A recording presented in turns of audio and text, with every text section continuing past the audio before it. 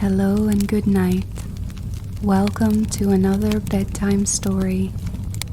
This story is meant to help you sleep or to relax your mind. Try and find a comfortable place, such as your bed or a soft chair. If you feel comfortable, you can close your eyes now. Try and let go of the day as we begin our tale.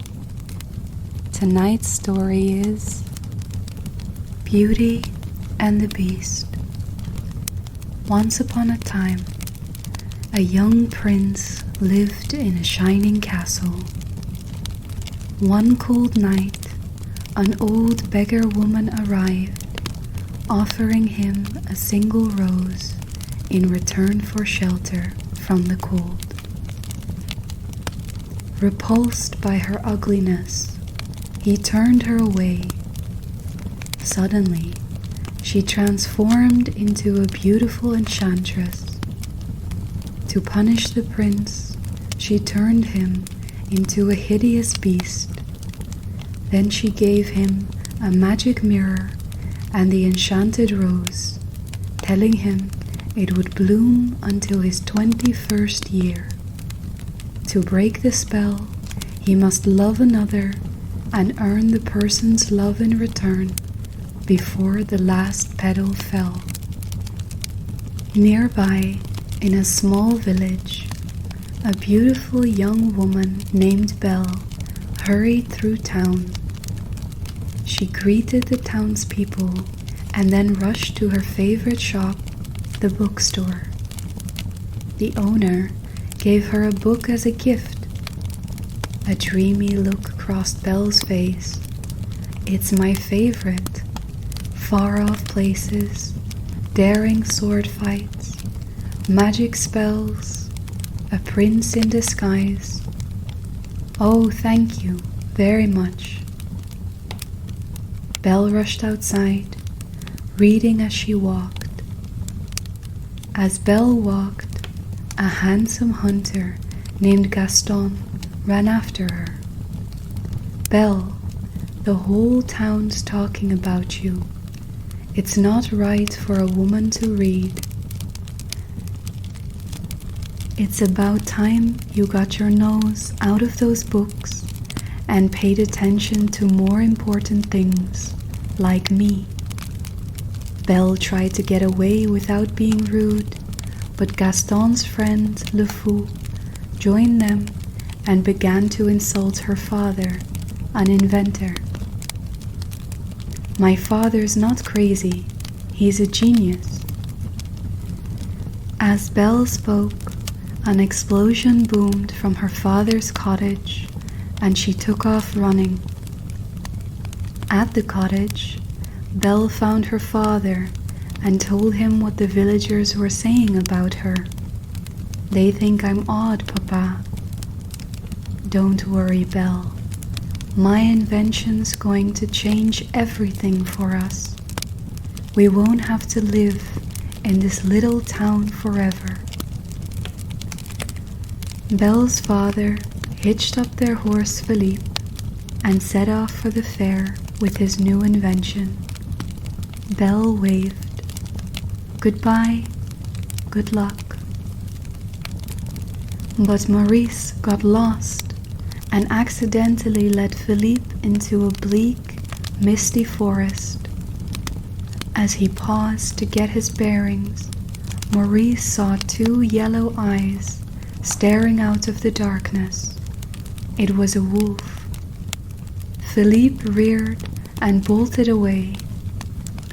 Terrified, Maurice ran through the forest with the wolves racing behind him. When he reached a tall, heavy gate, Maurice dashed inside, slamming the gate on the wolf, whose sharp teeth snapped at his leg. Still trembling, Maurice turned to see a huge, forbidding castle. Hello? I've lost my horse, and I need a place to stay for the night. Of course, monsieur. You are welcome here. Maurice whirled around. There was no one in sight. Then he looked down and saw a mantel clock with a stern, frowning face. Beside him stood a smiling candelabra. Maurice grabbed the clock and examined it. This is impossible. Why, you're alive. The enchantress had also turned all the prince's servants into household objects. As Cogsworth, the mantel clock, protested, Lumiere the candelabra showed Maurice into the drawing room. There he met a friendly teapot named Mrs. Potts, and her son, a cute teacup named Chip. Suddenly, the door flew open. A voice boomed. "There's a stranger here." Maurice jumped out of his chair. In the shadows lurked a large, hulking figure. "Please, I need a place to stay." "Oh, I'll give you a place to stay." The beast grabbed Maurice and dragged him out of the room. Back home at the cottage, Belle heard a knock at the door and opened it. "Gaston, what a pleasant surprise." "Belle, there's not a girl in town who wouldn't love to be in your shoes. Do you know why?" "Because I want to marry you." "Gaston, I'm speechless. I'm sorry, but I just don't deserve you." As Gaston left, he tripped and fell in the mud. When Belle peeked out, she saw that the villagers had gathered in her yard, hoping to see a wedding. The vicar and all of Gaston's friends saw him humiliated. After the villagers and a very angry Gaston had left, Belle ran outside to feed the chickens. There she found Philippe alone. "Philippe, what are you doing here? Where's Papa?" The horse whinnied anxiously. Frightened, Belle leaped onto Philippe and returned to the mysterious forest. Soon they found the castle. "What is this place?" Belle tried to steady Philippe. Then she saw Maurice's hat on the ground. Belle hurried inside the gloomy castle and wandered down the vast deserted corridors. "Papa, are you here? It's Belle." No one replied, but Belle didn't know that the enchanted objects had seen her. With joy, Lumiere danced around the mantel clock. "Don't you see? She's the one. She has come to break the spell." Without noticing them, Belle continued to search for her father. Finally, Belle discovered Maurice locked in a tower. "Papa, we have to get you out of here." Suddenly, she heard a voice from the shadows. "What are you doing here?" Belle gasped.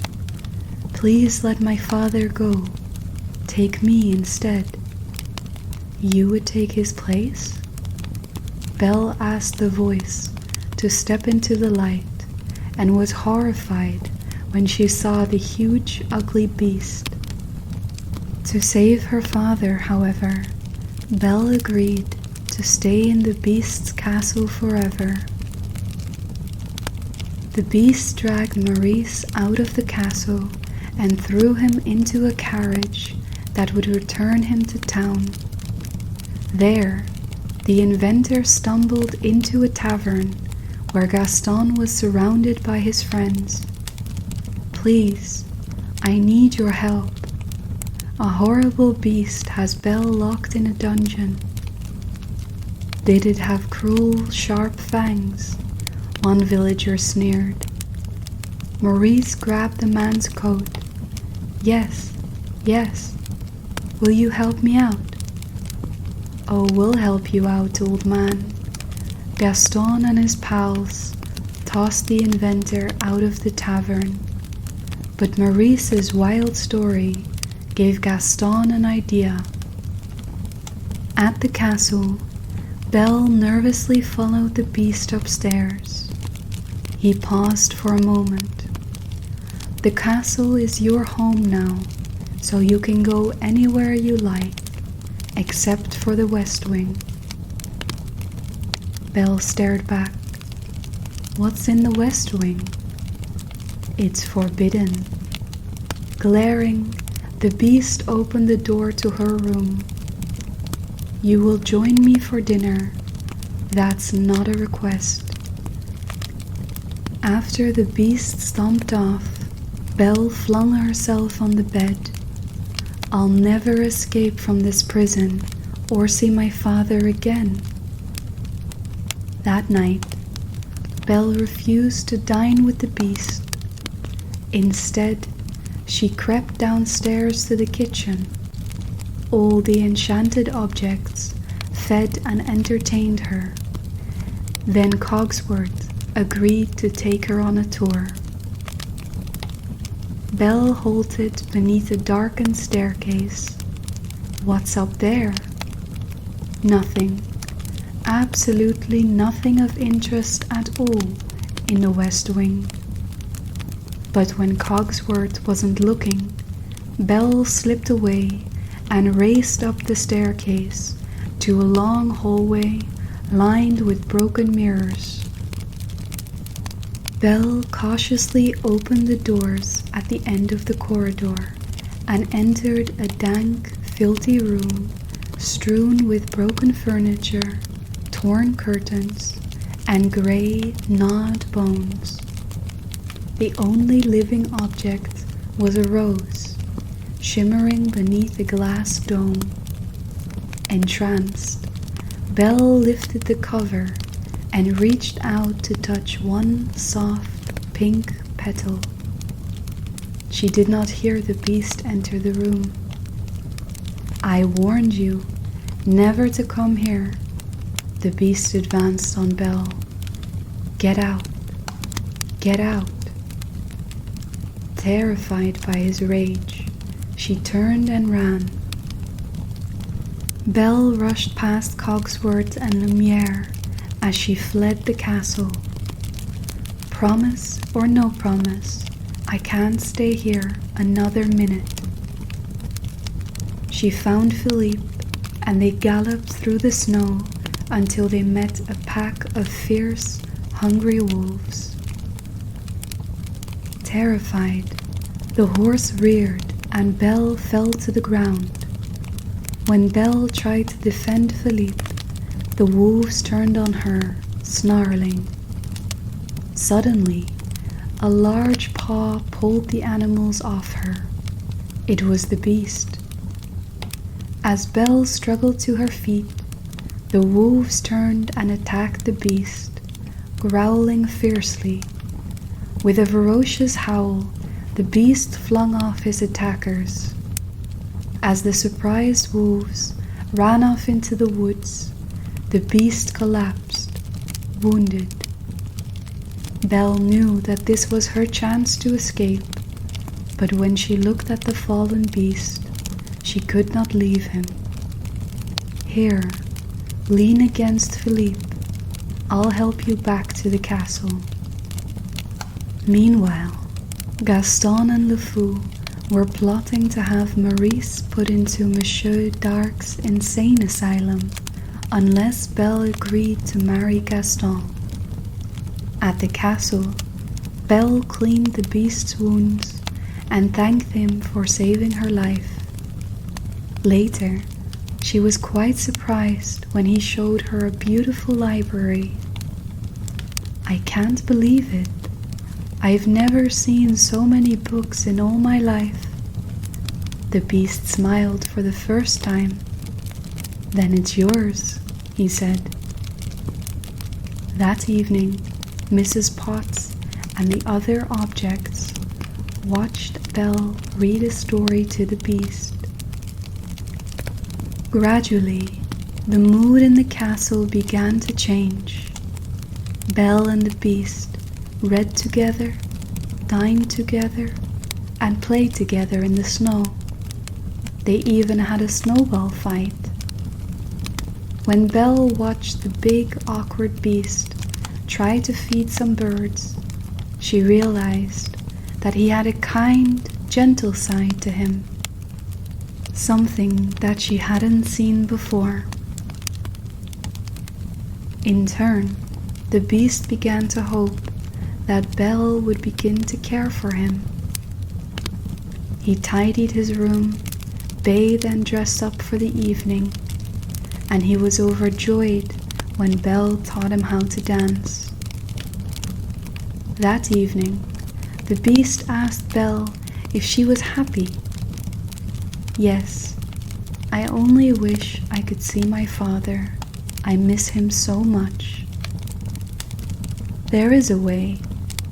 The beast showed Belle the magic mirror. In it, she saw her father lost in the woods, ill from his search for her. When the beast saw the unhappy look on Belle's face, he decided to let her go, even if it meant that he would never be human again. Before Belle left, he handed her the magic mirror. "Take it with you, so you always have a way to look back and remember me." Heartbroken, the beast watched as Belle rode off on Philippe. When she found her poor father in the forest, Belle brought him home to their cottage so she could nurse him back to health. But almost as soon as they arrived, a tall, thin man knocked on the door. It was Monsieur Dark. He had come to take her father to an insane asylum. "No, I won't let you." Belle blocked the way. Le Fou had also convinced the villagers that Maurice was crazy because he was raving like a lunatic about some terrible beast. Gaston put his arm around Belle. "I can clear up this little misunderstanding if you marry me. Just say yes." "I'll never marry you. My father's not crazy. I can prove it." Belle showed them the beast in the magic mirror. "He's not vicious. He's really kind and gentle." Enraged, Gaston shouted, "She's as crazy as the old man. I say we kill the beast." The mob of villagers locked Belle and her father in the cellar and stormed the beast's castle. As the villagers battled the enchanted object, Gaston forced the beast onto the castle roof. He clubbed the beast, who didn't even try to resist. "Get up, or are you too kind and gentle to fight back?" "Stop!" Chip had helped Belle and Maurice escape from the cellar. When the beast saw Belle, he grabbed Gaston by the throat, but his love for Belle had made him too human. He let Gaston go and faced Belle. Without warning, Gaston stabbed the beast in the back. The beast roared. Gaston stepped back and tumbled off the roof to his death. Wounded, the beast gazed at Belle before he collapsed. She ran to him and held him in her arms. "No, please, I love you." Suddenly, the rain began to shimmer. Slowly, the beast opened his eyes, and in astonishment, he watched his paws transform into hands. He held them out to Belle. "Belle, it's me." Belle hesitated and looked into his eyes. "It is you." The prince drew her close and kissed her. Then they watched happily as Cogsworth, Lumiere, Chip, Mrs. Potts, and all the other servants once again became human. True love had finally broken the spell, and everyone danced for joy. The end. Thank you for listening to this bedtime story. I hope you enjoyed the tale tonight. If you did, please like the video and subscribe to the channel for more audiobooks and tales to come. Until next time.